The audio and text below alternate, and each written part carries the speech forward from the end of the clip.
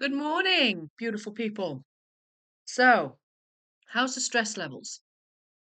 Stress is one of the hardest, and I think it's one of the strongest emotions that people feel when they're going through grief and trauma. The stress of it, the overwhelm of it, the it can feel like everything's just falling in on you, and you're holding everything on your shoulders and your head. And people suffer with headaches and back pain and shoulder and sleepless nights because stress. You think you're sleeping? Not a chance. You think you're going to be able to get through a day? No way. You think that your life is going to just continue as it has? No. When you are stressed, you can go either way. If you're stressed one way, you can go really heavy, really dark, and go really into a dark place where um, everything is just overwhelming. Everything is just an issue. Everything is it's almost impossible to do anything. And then you can go the other way where stress kind of pushes you for a while, and you're, well, I'm okay, yeah, and I'm busy doing this, and I'm getting that done, and I'm just and you that's you running. That's you running. That's thinking that you can outrun grief and trauma. So stress can go either way.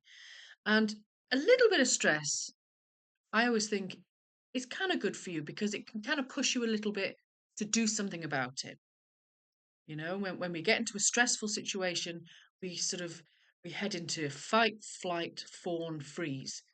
You know, more often than not, when people are grieving, they go into fawn mode or freeze. Fawn meaning that they will start looking after everyone else and making sure that they're okay, sort of kind of move the grief from them and sort of keep it out there. Freeze is where they just become, it's too overwhelming. I can't deal with it. I can't, I can't do anything. I can't survive. I can't. And people will freeze. They will sit in a chair, curl up under the bed, and do nothing. And showering is just too much, or trying to eat is too much, or talking even. I've worked with people who can't speak. They just can't get the words out. That's it. And they just sit there just staring. I've got nothing. Um, so stress, of course you're going to be stressed after grief. Of course you are. Um, and this was one of the main things that I was asked by clients about how the hell do I deal with stress when I'm grieving? So this is one of the little ebooks that I created. How do I deal with stress while grieving? And it's one of the How Do I series. Only very short. I think it's only about 60 pages. Um, it's a little ebook, and I'll put a link underneath if anyone is interested in looking at it. There's also one I will be talking about sleep later on this week, and excuse me, I will be talking about how to help save your relationships because those are the three main things that I came across time and time again.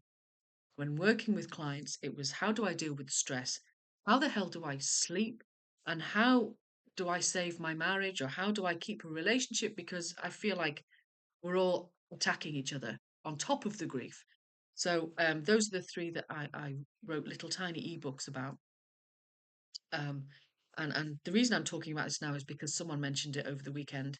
They were talking about, you know, their stress level and they're not sleeping. And I said, actually, I did write these little, ebook things.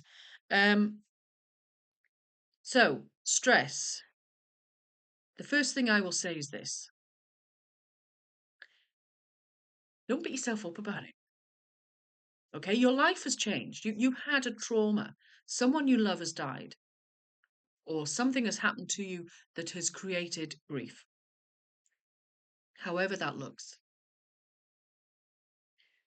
So don't beat yourself up about it. Please, please, please. I can never stress this enough. Be gentle. Be gentle with yourself. I do come across this a lot. One of the first things that people do is they start beating themselves up about grieving and being stressed about it. So Would you do that to your best friend? Would you do that to your child? No. You would be gentle. So be gentle.